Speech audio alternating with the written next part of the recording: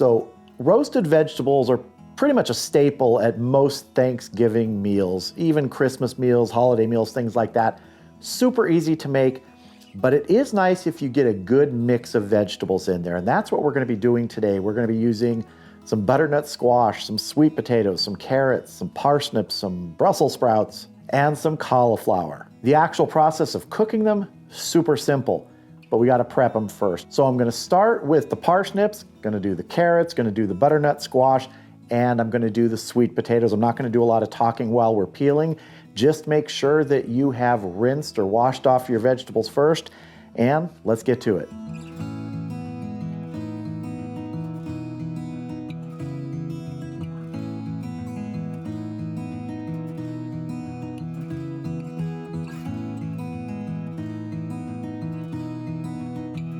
All right, so our skinned vegetables have been peeled now, and we're gonna break these down, and I'm gonna start with the butternut squash. And one thing about this is it can be very hard to break down because what we wanna do first is break it in half.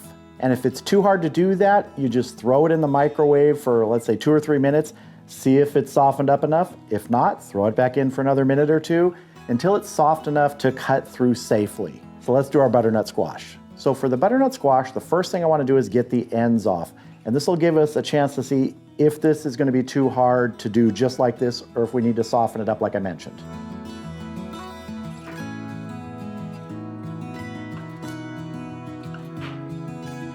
This one doesn't feel too bad. I'm going to give it a try here. And what I want to do is try and go straight down the middle here.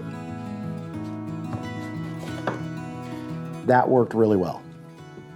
And there we have the seeds, and now we just need to clean these out. Just got to get in here with a spoon, kind of like with pumpkin seeds. If you've ever done that, cleaning out a pumpkin, very similar, almost identical. Just get a dish, start scraping everything into it. It does work a little better if it's softened, so do not be afraid to soften it in the microwave like I said, just like that. Same thing here, just get down in, scrape it, get under those seeds. Try and get all the pulpy part out too. So with our butternut squash cleaned out, it's time to break it down. And what we want are roughly inch-sized pieces, 1 inch by 1 inch. They're not all gonna be like that. Some may be a little smaller, a little bigger. Don't worry about that. Those pieces that cook a little bit extra, those are a little bit mushy ones that people really like at times. You're gonna have a mix of different textures and doneness here.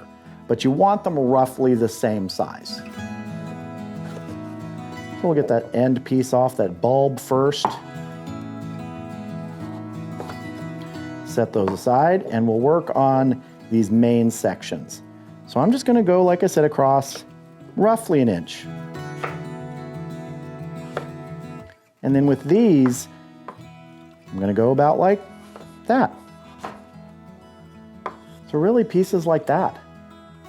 And you can see how this is thicker. Let's break this down this way. So now we have 2 sections that we can break into those smaller pieces. Now for these end pieces, which had the seeds in it, they're not gonna have the full thickness. You just do the best you can. So we're gonna break it down. You can see that's thinner. It's not gonna matter. Some are gonna be bigger, some are gonna be smaller, like I said. This one, it's got enough of the flesh right here. We're gonna break it into 2 sections. And if you find any pieces that just look a little too big, break them down. All right, our butternut squash is ready. Let's move on to our sweet potatoes. All right, with our sweet potatoes, same thing. Take off the ends. And we're just gonna get them roughly into the same size. They're not gonna be exact, they're not gonna be perfect.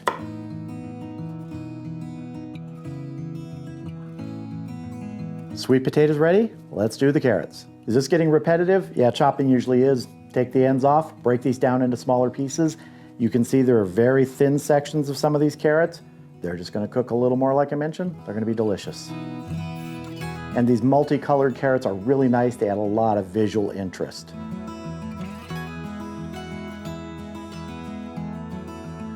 All right, carrots are done. Let's get those parsnips over here.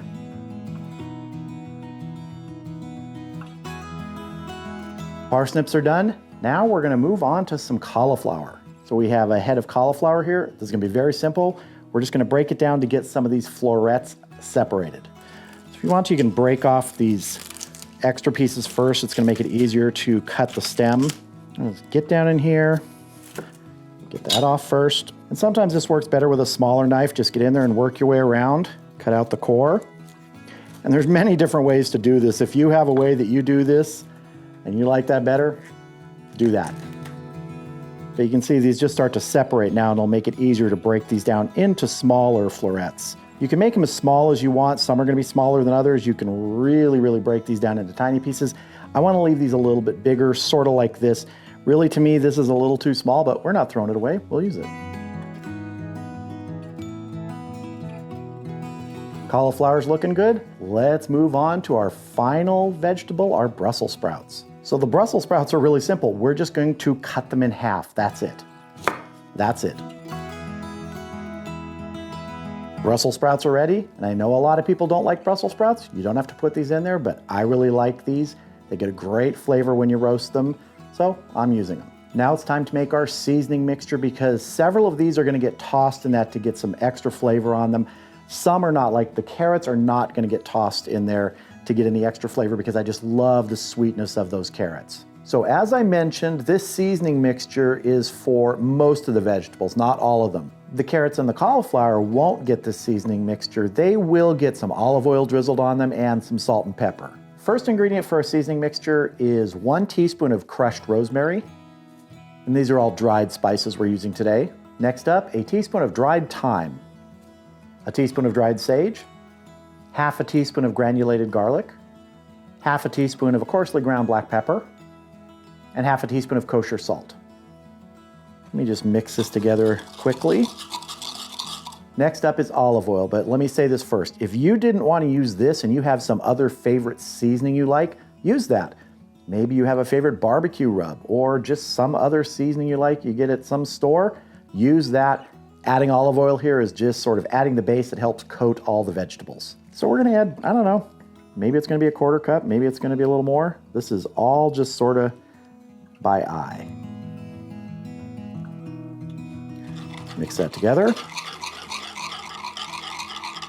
That's looking good, and I should say that at this point you should be preheating your oven to 400 degrees. That's what we're gonna be roasting these at today. It's gonna take anywhere from 25, 35, maybe 40 minutes. It's really about getting to the doneness you like, the look you like, and every oven is different. I know mine will probably be somewhere around 30 minutes, maybe a little bit longer. First, we're going to season up our butternut squash. So we're gonna use this bowl to season our butternut squash and the other vegetables, but I don't wanna mix them all together. I wanna keep them separate on the baking trays. And you can see I have a baking tray sitting right here, ready to go. So what I'm gonna do is I'm gonna put our seasoning mixture in here, put the butternut squash in, then take it out by hand, put it on the tray. And if we need to add a little more olive oil to the mix before we add our next vegetable, we can. In goes the butternut squash. And we're just gonna toss this around to get a coating on it. Then, just start putting it on your baking tray. I'll probably be using 2 baking trays today. Let me set this tray aside. We're gonna add a little more olive oil to our bowl here. We'll get our sweet potatoes in. Get everybody coated. And if you feel like you need to add more of the spices, go ahead. Sweet potatoes. If they end up touching and mingling, don't get upset. They're gonna get to know each other in the oven. A little more olive oil in here. Parsnips going in. Parsnips we can just sort of dump over here. That's 1 tray ready. Let's get the rest of our veggies going. Brussels sprout time. Gonna get those coated with some of our seasoning. These I'm gonna place a little more carefully. I want them cut side down. Now for our carrots and cauliflower, I'm just gonna use this bowl with a little bit of olive oil in it, and I'll salt and pepper them in here too. Carrots in here. No escapees, get in there. Everybody coated with some olive oil, kosher salt, cracked black pepper.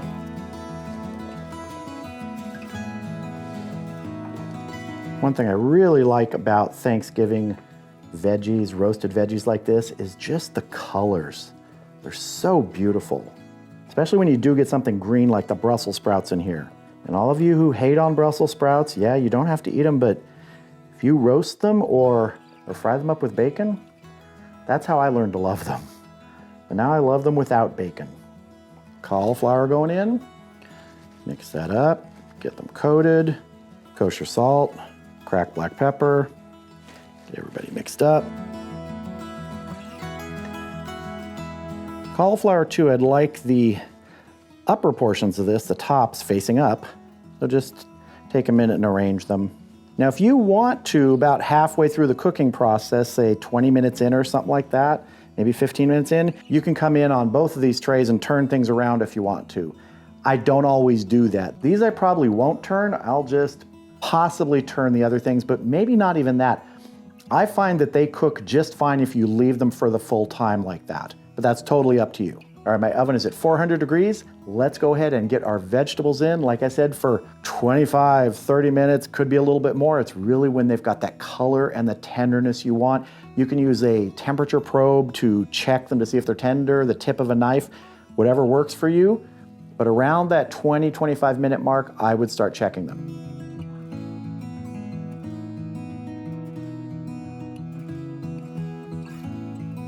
So here is one of the trays of our vegetables. This is the cauliflower, the carrots, and the Brussels sprouts. And this is exactly the way I like this. Look at that color on here, a little bit of brown. These same thing, the Brussels sprouts, you get that little bit of char on it. This is where the flavor comes in. I'll show you the other tray in just a second, but these took 40 minutes. So really, again, it can go anywhere, 25, 30, 40. It's all dependent on your oven. Let me grab the other tray to show you. We have our butternut squash, we have our sweet potatoes and our parsnips. Now the parsnips and the sweet potatoes, you can see there's some similar colors there between them, so if they get to know each other and mix up, we're not gonna, call the cops on them or anything. But let me go and get a platter out here and we're gonna get these on there. And what I like to do, because I know some people don't like certain vegetables, is arrange them so people don't just have to grab a little bit of everything. Like if you dump these all in a serving dish, which you can, people may not want certain things. So let's go ahead and plate some of these up on a nice serving tray so everybody can pick what they want. We're gonna start with our butternut squash here. Just create a nice layer here. Oh, these smell great. You just feel and see how tender these are with the edge of the spatula here. Oh, next up I'm gonna put some sweet potatoes along this side over here. And you can use multiple serving platters if you want to. Really keep these separate if you like that. We're gonna get our parsnips kind of over along the edge, the two sides. You can see that nice color they got on there with the bottoms touching. Oh, beautiful carrots in here too. Cauliflower. And on the bottom you can see that nice char from the contact with the pan. And now all you Brussels sprout haters, avert your eyes, they're coming in. I like to put these up along the edge here. Like I said, for those who want them, they can grab them, get there before everybody else.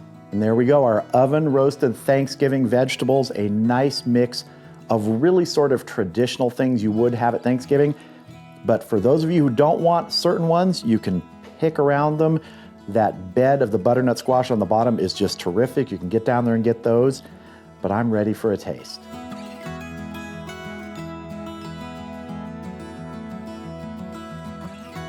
So in a little dish here, I've got something of everything. And one thing I want to point out is once you take them out, give them a taste. You might need to add a little bit of salt, a little bit of pepper. That's totally up to you how much you want. This is when you want to adjust for flavor or let people do it at the table. Totally up to you. I'm going to go for the Brussels sprouts first. They're just good. I don't know what else to say. And now for some parsnip. Parsnip is one of those sweet, earthy vegetables, kind of like a carrot, but with a little bit more of that earthiness to it. I really love it. Really, really good here. And now our old friend, Mr. Cauliflower. You can't really complain about Mr. Cauliflower. He just tastes great. Really good flavor on those. Gets that little bit of char, that extra seasoning we added, just nice. Sweet potato, here we go.